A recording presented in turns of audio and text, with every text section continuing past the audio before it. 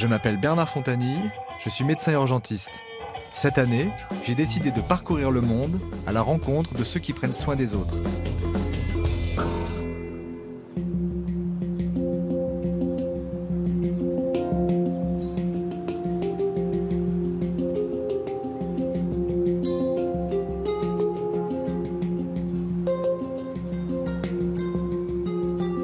Je suis à Luanda, la capitale de l'Angola en Afrique australe.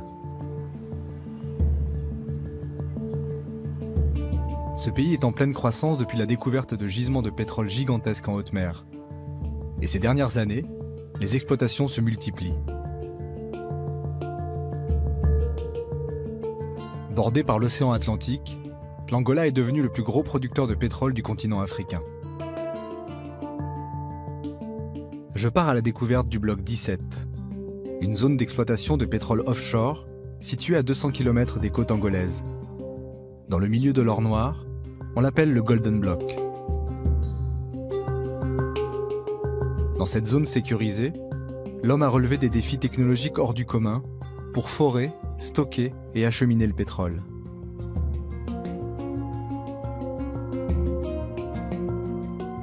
Plus de 1400 personnes venues des 4 coins de la planète travaillent quotidiennement dans cet environnement isolé. Et pour les soigner, Fabien, un médecin hautement qualifié, navigue à leur côté.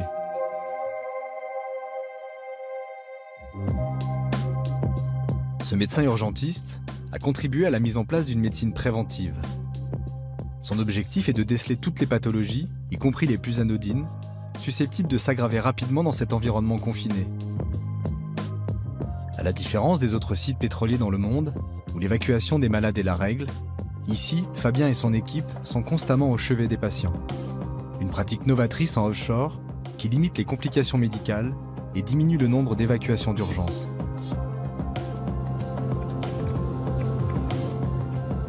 Je quitte les côtes angolaises pour une traversée de 5 heures à la rencontre de cette équipe médicale en haute mer.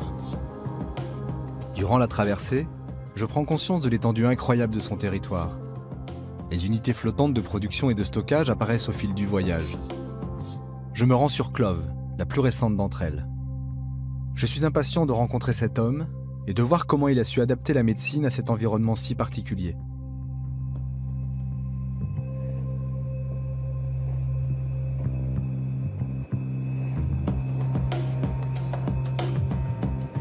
Alors que j'approche de Clove, j'ai le souffle coupé par le gigantisme de ce titan d'acier. Grand comme 3 terrains de football, ce mastodonte de 300 mètres de long, 61 mètres de large et de 118 000 tonnes flotte au milieu de l'océan, arrimé par 1500 mètres de fond.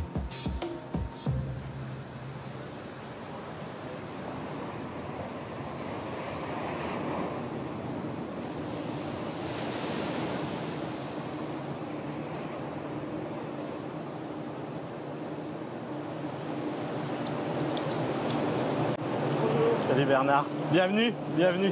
Ça va, pas trop fatigué? Moi je suis surtout très impressionné. Ouais, oui, je comprends, il y a de quoi. On va tout de suite aller te changer. Okay. On est sur un site industriel là, donc il faut mettre des protections et tout ça. Et après on voit tout ça.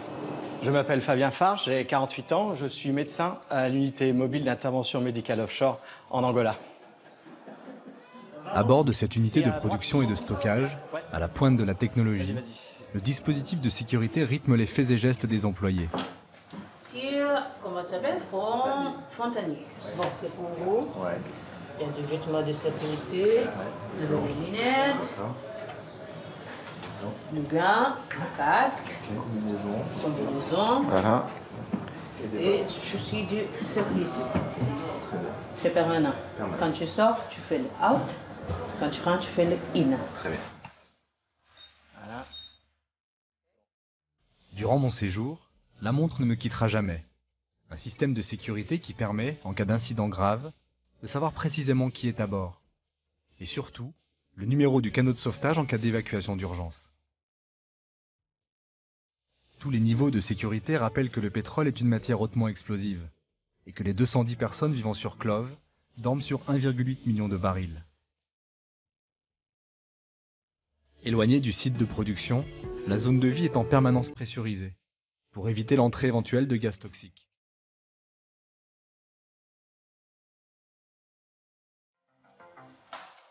Allô? Oui, salut Fred. Qu'est-ce qui t'arrive? D'accord. Ça a commencé quand, ça? Après m'être équipé, je retrouve Fabien à son bureau. Pour lui, la journée a déjà commencé. Ce que je te conseille, moi, c'est de lui mettre un traitement symptomatique. Et puis, en cas de problème, tu n'hésites pas à m'appeler, comme d'hab. Ok? Allez, merci beaucoup, à tout à l'heure. Ciao. Ah ouais, c'est typique. C'est un de tes confrères? Là, je parle au médic de Passeflore, voilà, qui est à 1h50 de bateau. Et chacune des plateformes a un infirmier anesthésiste français, très expérimenté, avec un haut degré d'autonomie, qui vont prendre en charge la consultation un peu tout venant, premièrement, donc ils ont une capacité de prescription. Et puis s'il y a besoin d'un peu plus de connaissances médicales, eh ben, on se déplace sur le site pour aller donner notre avis. C'est une médecine de prévention, dans la mesure où on va éviter que les choses s'aggravent. Et moi, j'ai l'habitude de leur dire, il n'y a aucune honte à m'appeler, mais c'est la honte de ne pas m'appeler. Pour mieux comprendre le quotidien de ce médecin de la première unité médicale mobile en offshore, je décide de l'accompagner en mer. Là, le frog, c'est le système qui permet de passer d'un bateau à un autre, c'est ça, hein? C'est ça, c'est un petit peu comme la capsule Apollo. Ouais. Je suis un peu un cosmonaute là. Je crois que ça, c'est la zone de décollage. T'as pas le vertige, hein? Non, ça va. Bon, ça va alors. Unique moyen pour rejoindre le bateau, le Frog est une capsule ouverte pouvant emporter 2 personnes et une civière. C'est la façon la plus efficace et la plus rapide pour évacuer les blessés en cas d'accident. Bon, c'est un dispositif qui a fait ses preuves. Ça a été testé et surtesté. On a même testé la flottabilité. Ouais. C'est fait pour pouvoir flotter. Bonjour. Bon. C'est bon, deux suivants. Bonjour. Ça va? Ouais, ça va. C'est ta première fois sur un frog? Écoute, on va t'attacher. En cas d'accident, surtout ne panique pas. Si tu tombes à l'eau, le frog remontera à la surface tout seul. Et de toute façon, t'as un gilet de sauvetage, donc ne t'inquiète pas. Ok, don't be afraid. That is here. Ok, yes. Thanks a lot. Ça va? Tu le sens bien là? Non mais c'est rien, c'est même rigolo. Fabien, il est à l'aise, c'est son 100e, moi c'est mon premier. Et c'est un système, j'ai déjà fait des treuillages en hélico, mais c'est très différent là, ça fait plus un peu manège. Oui, c'est ça. Comme à la fête foraine, mais bon, j'ai très content. C'est le manège enchanté. Allez, je te rejoins, je passe à côté.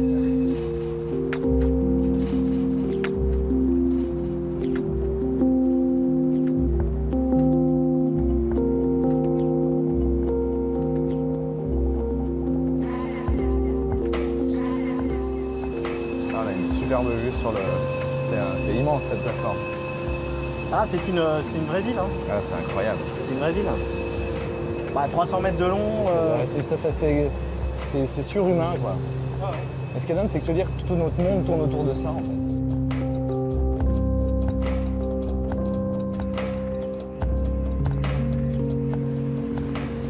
Bon, ça va? Super. Ça s'est bien passé? Ah, c'est impressionnant. Je t'ai entendu pleurer, j'ai rêvé. Non, mais... C'est vraiment là, d'être loin, tu vois la taille du truc, c'est gigantesque. En fait. Quand on est dedans, on le voit moins bien. Là, c'est vraiment... Mastodonte, hein? C'est un mastodonte, quoi. Allez, viens. Je vais te montrer la maison. Fabien et son équipe sillonnent tous les jours le bloc 17 à bord de leur bateau hôpital pour être au plus près des patients en cas d'intervention médicale. Chaque mois, ils réalisent une vingtaine de secours. Cette équipe médicale mobile intervient non seulement sur les 4 plateformes pétrolières, mais aussi sur la quarantaine de bateaux de soutien qui assurent le ravitaillement des unités de production. Oui. Eh bien, écoute, bienvenue sur notre bateau hôpital, enfin. Ouais. Hein? Avant tout, je vais te présenter Jean-Yves. Bonjour Bernard. Bonjour. Je suis Jean-Yves, l'infirmier anesthésiste de l'IMO, du bloc 17 et 32. Ok. Voilà, et je travaille donc avec Fabien sur Vous êtes toujours le bateau ensemble. hôpital. Toujours. Ok, donc ça c'est votre univers flottant, Ouais, votre tout à hôpital fait, ouais. flottant. C'est opérationnel. Oui, on est déjà opérationnel. Là. Il y a tout ce qu'il faut, le matériel de réanimation. Et puis, on a déjà fait quelques interventions. Hein. Ici, on est quand même, encore une fois, il faut le rappeler, à 300 km des côtes. Et la moindre chose peut prendre des proportions importantes. Et nous, ce qui compte en premier, c'est la communication. Téléphoner sauve par voie plus de vies que de perfuser. Hein. C'est ça, l'idée c'est que vous soyez toujours joignable, que vous puissiez toujours parler avec la plateforme qu'on aperçoit, là, qui est juste derrière. Ouais. Okay, donc ça c'est capital. Ensuite, on est équipé d'un petit scope défibrillateur multiparamétrique, d'accord, par rapport à ceux qu'on avait quand on était jeune. Ouais, ça pèse plus rien. Ça. Ouais, 3,5 kg. Ouais, c'est impressionnant. Ça, c'est il y a 10 ans, ça pesait 10 kilos, ça en pèse plus que 3. Ça permet en fait Ça s'appelle un scope, ça permet de surveiller le rythme cardiaque, la tension artérielle, la saturation en oxygène pour surveiller des patients graves. Et pour Jean-Yves et moi, c'est vraiment important parce que quand tu fais des traversées d'1h50 et qu'après tu dois grimper en courant 9 étages, bah, t'es crevé. Tu travailles moins bien. T'es plus efficace, quoi. Ouais, exactement. Fabien, je remarque qu'en fait, tout est attaché, même les lits sont attachés. Hein. Ça peut énormément bouger. Il y a quoi? Il y a une semaine de ça, on a couché 2 armoires. Ouais, les armoires sont tombées. Qui étaient vissées, hein. Ça a été couché, donc ça peut vraiment taper fort. Ça me brasse un peu là. Bah oui, ça bouge aujourd'hui. J'ai pas trop l'habitude. Va voir Fabien, il va s'occuper de toi. De quoi? Vas-y. Je sens que ça bouge un peu, ça me brasse un peu. J'ai un truc spécial pour toi. Alors c'est un cadeau. Boarding ring, qu'est-ce que c'est? C'est une balle. Non, c'est très sérieux. Je les mets? Ouais, mets-les, ouais. Ok. Ça va mieux? Non. En fait, c'est des lunettes contre le mal de mer. Parce qu'en fait, le mal de mer, il vient d'une différence d'information entre ton oreille interne et ce que tes yeux envoient à ton cerveau. D'accord, donc le liquide que je vois bouger devant mes yeux, ça donne l'information à mes yeux, c'est ça? C'est un horizon qui correspond exactement au mouvement de ton oreille interne. Okay. L'efficacité est de 90%, hein, c'est scientifiquement prouvé. Il faut les porter un moment et ça se Voilà, rééquilibre. exactement. Et en fait, ça te remet les deux informations à un même niveau et le mal de mer disparaît. Mais on est obligé d'être un peu ridicule pour pas avoir le mal de mer, c'est ça? On peut pas tout avoir.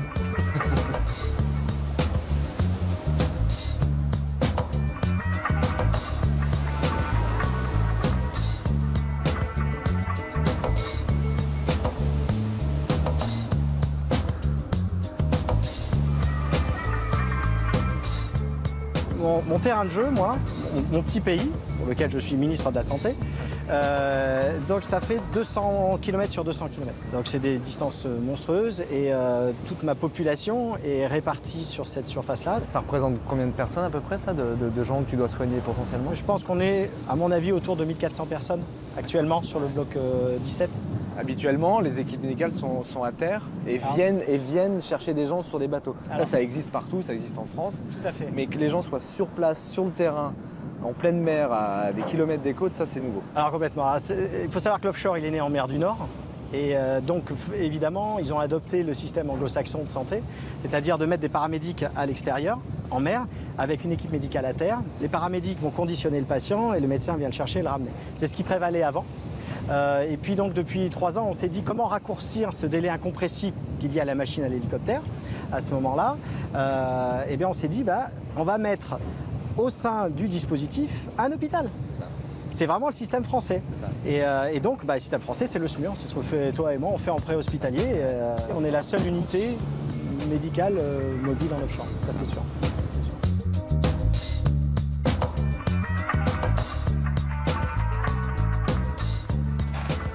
Oui, docteur, j'écoute. Oui, Fabien, bonjour, Daniel. Oui, salut Daniel. Qu'est-ce qui t'arrive? Eh bien, mon petit Fabien, je voudrais te présenter un petit gars là qui est arrivé depuis 3 jours et qui s'est fait opérer le mois dernier pour une rupture du ligament rotulien. Et ils l'ont fixé avec 4 vis et la cicatrice suppure après 4 semaines. Alors, je fais un pansement dessus, mais j'aimerais bien que tu vois ça parce que c'est pas beau. Laisse-moi le temps de venir et préviens qu'on va arriver, puis qu'il prépare les frogs et les transferts. Ok, merci beaucoup. Aussitôt l'alerte reçue, Fabien prévient le capitaine du bateau et nous changeons de cap. Nous nous dirigeons vers l'unité de production Passeflore.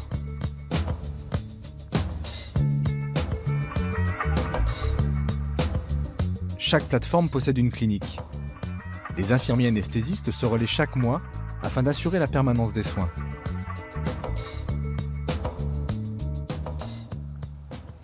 Ça fait 1 mois qu'il s'est fait opérer. C'est sûr que là, il y a des vis, quoi. Si c'est infecté dessous. Ah ben c'est ça. C'est pas génial. Ça n'a pas l'air d'être trop collecté, mais. And can you walk easily? Oui, je peux, mais pas rester debout trop longtemps. Ça devient de pire en pire dans les escaliers. Yeah. Just let me check with ultrasound machine. Ah, ok.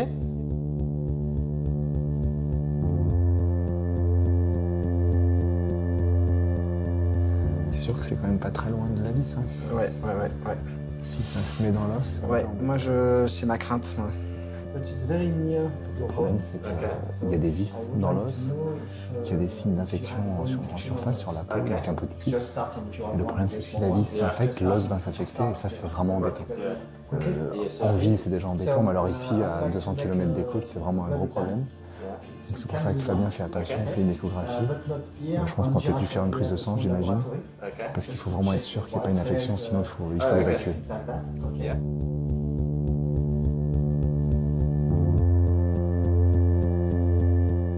J'avais un abcès ici et un abcès là. Ils ont testé mon sang et ils ont vu que j'avais une infection. C'est comme une bactérie dans mon sang. Et je me demande si l'infection n'est pas en train de revenir.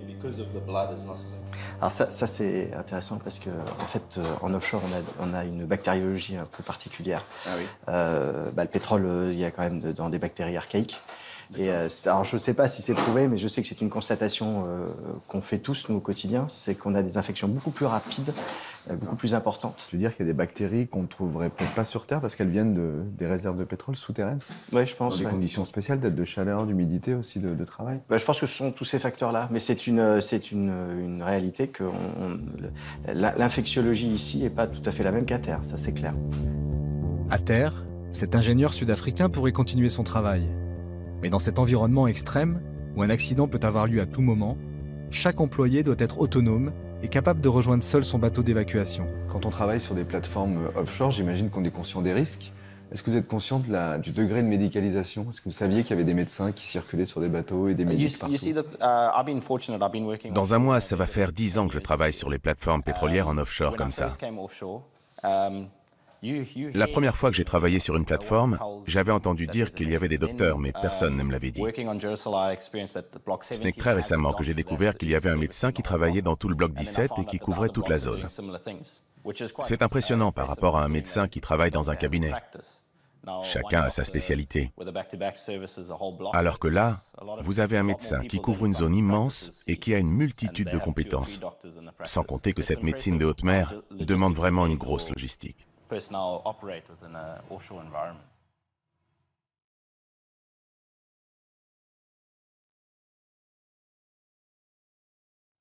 Alors Fabien ne prend aucun risque et décide d'évacuer le patient.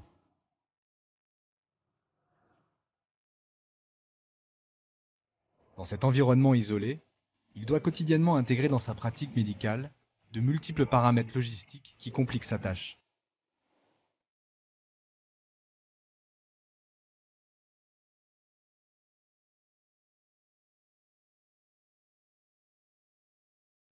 En mer, le rythme est particulièrement intense. Chaque employé suit un système de rotation et travaille 7 jours sur 7, 24 heures sur 24 pendant un mois. Alors ces moments de détente sont indispensables pour décompresser et tenir la cadence. Le fait de manger tous ensemble, comme ça, pour toi, c'est aussi un moyen de voir qui va bien, qui va pas bien. Parfois, par un simple coup d'œil, tu peux voir que quelqu'un a un problème ou pas. Ouais, tu peux changer. Une démarche, un pansement, quelqu'un qui n'est pas passé par tes mains. Changer de mine, complètement, ouais. Il y a des gros problèmes pour des muscles comme ça. De voir ceux qui ne viendraient pas te voir spontanément, qui ont peur de venir voir le médecin, par exemple, ne causeraient pas de te déranger ou qui auraient peur d'avoir des conséquences pour leur boulot, par exemple. C'est ce qu'on appelle la consultation du bar. C'est ça, ouais. C'est que les mecs viennent te voir, tiens, en fait, dis donc, j'ai ça, qu'est-ce que tu en penses? Ça fait partie de votre rôle à vous, que ce soit les médics ou toi, de regarder ça, d'être attentif. Bien sûr. Mais aujourd'hui, c'est fait. Aujourd'hui, c'est fait.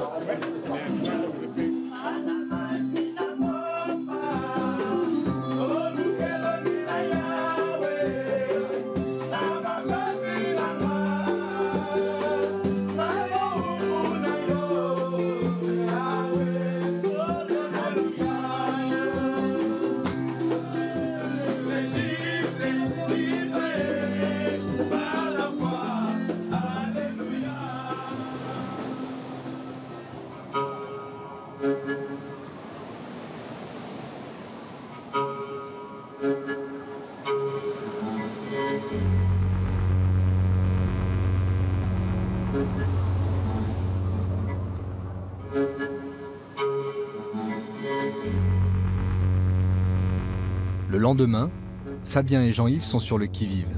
Comme tous les premiers lundis du mois, un exercice grandeur nature est organisé. C'est que l'exercice qu'on va avoir là, donc c'est avec des gens qui sont enfumés. Je ne l'ai jamais vu, ça n'arrive jamais. Mais on sait, nous, notre métier, c'est d'être prêt pour ce qui n'arrive jamais. Exactement. Et c'est tout l'intérêt de ces exercices-là, c'est de pouvoir se mettre en condition. Parce que le jour où ça arrivera, si on doit ne compter que sur l'expérience du réel, on ne sera jamais prêt. Aujourd'hui, l'exercice simule un incendie dans la zone de production. Pendant que nous attendons l'autorisation de débarquer sur la plateforme, les pompiers sont les seuls à pouvoir évacuer les victimes de la zone sinistrée pour les placer en lieu sécurisé sur le pont extérieur. Plus de 50 personnes de la plateforme Dahlia participent à l'exercice en temps réel. Chaque victime a un rôle précis. Sur les pancartes accrochées à leur cou sont inscrits l'identité de chacun et le degré d'implication dans l'accident.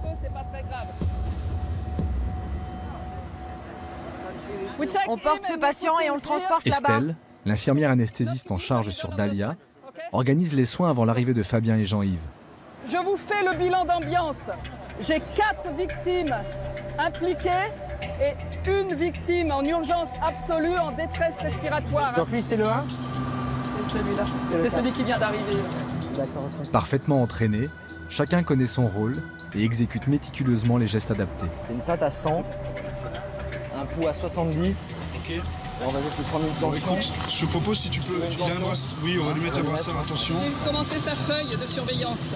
Des patients qui sont inconscients comme lui, qui respirent mal, il faut à la fois les monitorer comme il faut les intuber pour les faire respirer artificiellement, il faut les endormir. C'est là que le rôle de Jean-Yves est important parce qu'il est infirmier anesthésiste, il a une formation qui est vraiment adaptée à ça. Et ça permet à Fabien pendant ce temps d'aller faire autre chose, de voir les blessés moins graves, de passer un bilan et de demander les moyens dont il a besoin pour évacuer les patients. Il était agité quand t'es arrivé? Non, il n'était pas agité. D'accord. Donc en fait, on a une détresse respiratoire. Dans les fumées apparemment, il y a même eu une dette en oxygène d'après ce qu'il disait. Il est de plus en plus somnolent là, donc je pense qu'on va pas perdre de temps. Il y a un peu de suie, j'ai vu qu'il avait de la suie, Fabien, un peu sur les orifices. Pareil, je vais lui poser la voie veineuse déjà, si tu veux bien.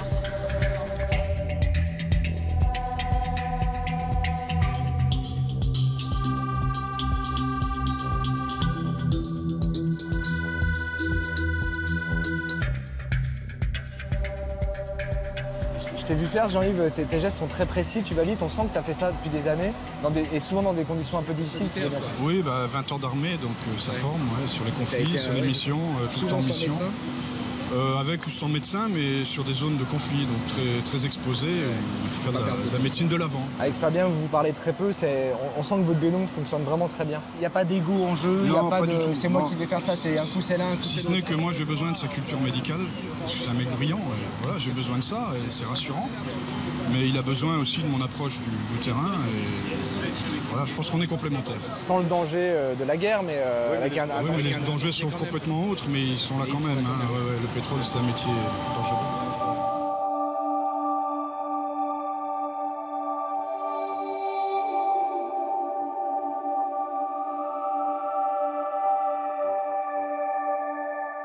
Si cette médecine offshore obtient aujourd'hui de bons résultats, avec moins de 5 évacuations d'urgence par an, c'est qu'elle est le fruit d'un travail collectif où médecins, infirmiers anesthésistes et pompiers travaillent main dans la main. Depuis 1000 jours, aucun accident grave n'a été enregistré sur le bloc 17.